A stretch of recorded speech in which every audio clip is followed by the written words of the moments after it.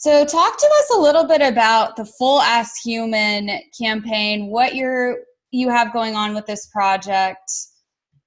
Yes, full ass human is like my little campaign baby, or movement baby. But yeah, full ass human. So this phrase was really birthed out of a little rant that I did on social media, because, my content is people project onto you what they think that you should be sharing as far as, whatever you do, whether it's your business, you're an influencer or whatever it is. And so there was a little rant about me posting some footage of me at the strip club. Um, and so my kind of rebuttal to that was just to tell people that, of course I practice yoga. I talk about sacred space and meditation and all of these things. And then I also go to the strip club. I also do things that you may not think that that's what someone who practices this or talks about this would do, but I am a full ass human. So I am multidimensional. There are many parts of myself, and I try to be as transparent as possible and show people that.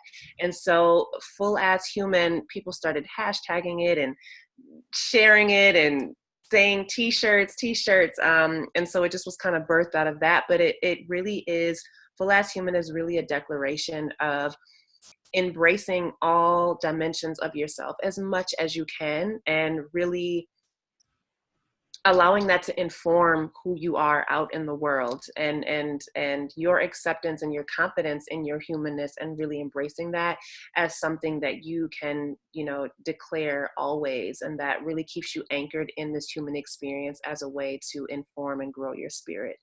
So that's what Full Ass Human is all about, and created t-shirts from there just as a way for people to wear, their declaration, and claiming their humanness fully. I love that. We're all multidimensional, and we're very quick to forget that.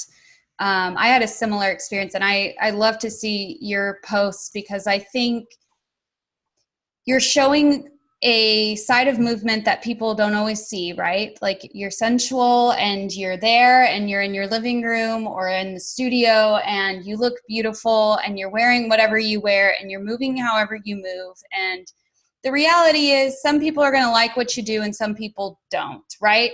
And that's life. And I had a similar instance actually this week where someone said, you shouldn't post the movement videos that you post. They look silly. You're a director of marketing. You shouldn't be, you have a professional image, whatever it is.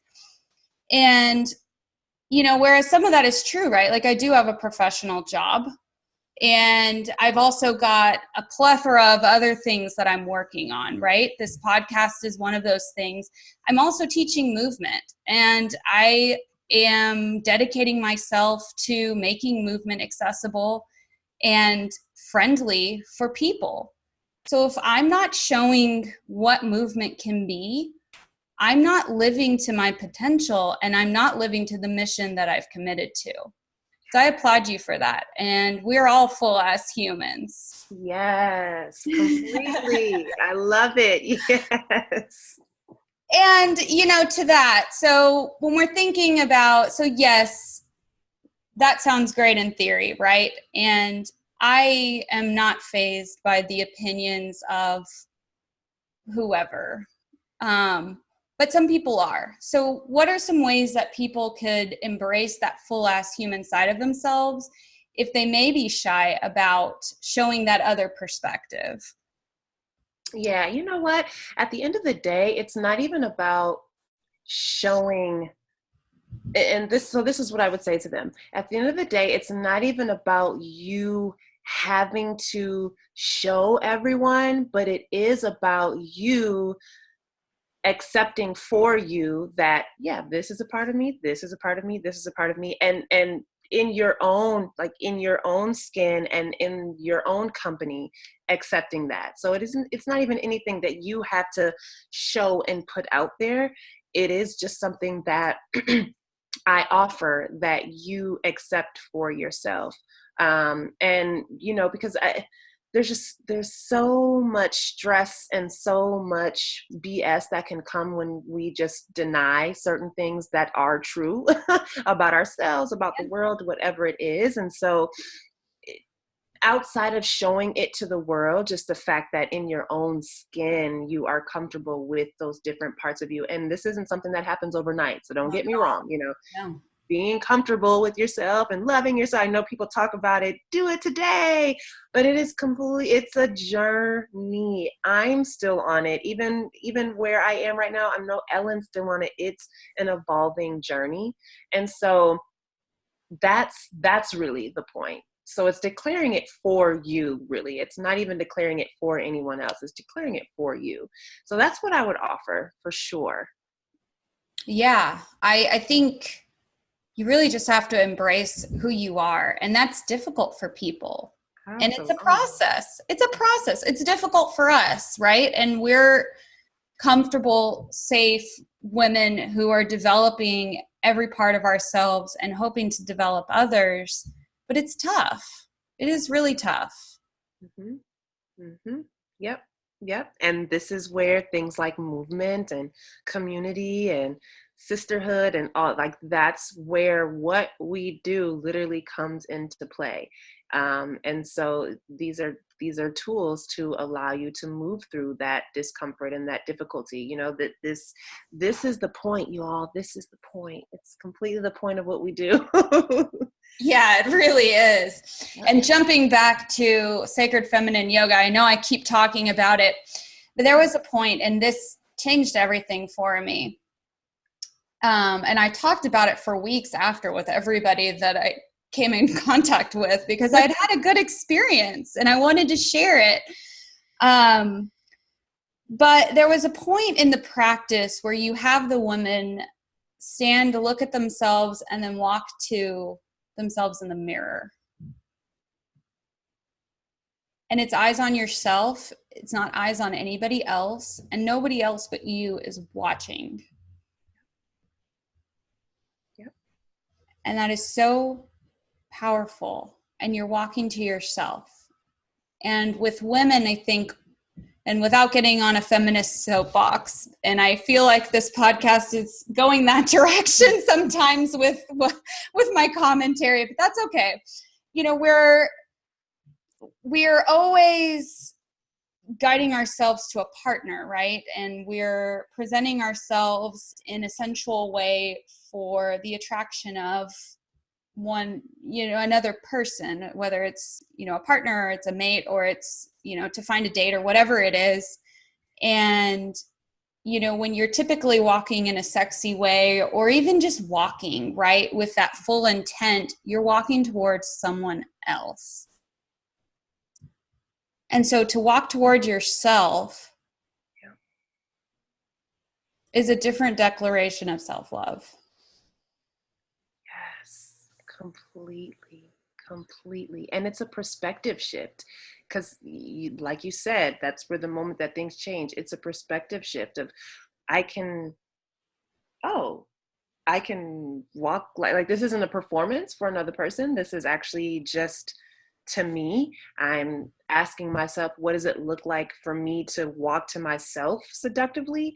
Whoa, like, that can be a mind-blowing moment. And then to see yourself actually do it, like, what does that walk look like? And it's not a performance for anyone else. Just like we were just saying with Full As Human, this isn't for other people, period. This is for you. And when you get to that space, you affect other people with the way that you posture, in the world, and what you radiate out into the world. And then that then does affect other people, but it's inside first. That's where you start first. And so and that's a perspective shift, because, just inside society in general, kind of, it almost has our minds wired to do it the other way.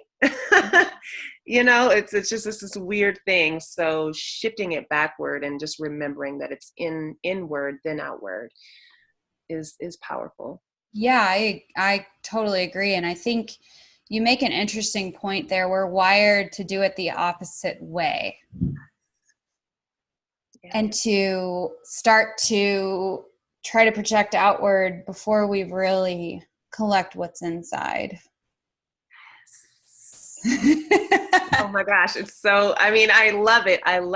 And that you know, there's with Grow Your Love Space, I have like a little, it's kind of like tagline, but it's rooted and growing.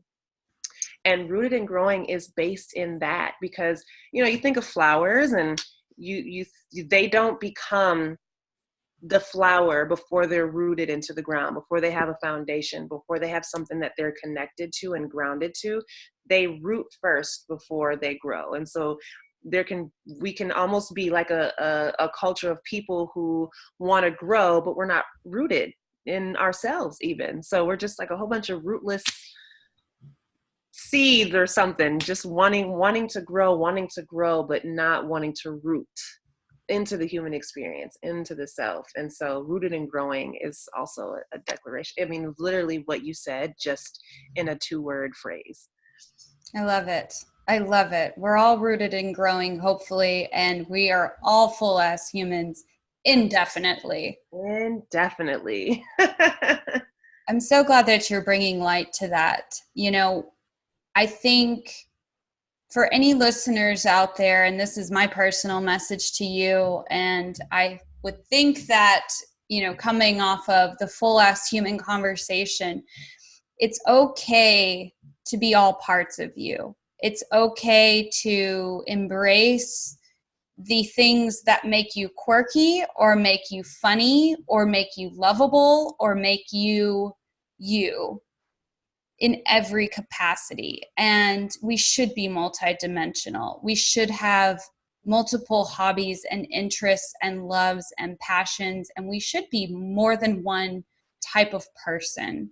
And if that means that you're a professional and you're an acrobat and you're also a blogger and you're a mailman or whatever, you know, however that expresses itself, you should embrace those parts of you. They're not to be hidden away because you're too precious for that. Yes. I hope everyone was just listening to that, because that was profound. So one takeaway for our listeners from all of our conversation, Melanie, give them what you've got. Tell them what they need to know from you. Only thing that you all need to remember truly is that fully rooting into our human experience and all that is, the full encompassing human experience, what we're doing here, what we're learning here, is so precious and so imperative to growing our spirits. So really growing the intangible parts of ourselves. So maybe you call it spirit, you know, whatever you call it, literally doing all that we can to soak up all that we're learning in this human experience informs intangible world, intangible parts of ourselves. And so I just offer to you all, as much as you can, if it's getting into your body, if it's practicing breathing, if it's learning to feel sad, you know, if it's learning to name your feelings, whatever it is, this human experience, what we need to learn, you are growing the spirit inside of you when you fully root into that. So don't take this thing for granted. You know, we are here for a reason, learning what we need to evolve. And that is what I will leave you with. And there's so many different ways for you to tap into that. Yoga is one way, you know, dance is another way, painting is another, whatever it is, helps you to tune into that in an intentional way. Do it. I love it. Embrace that creative side. Be you. Be you. Mm-hmm. I love it.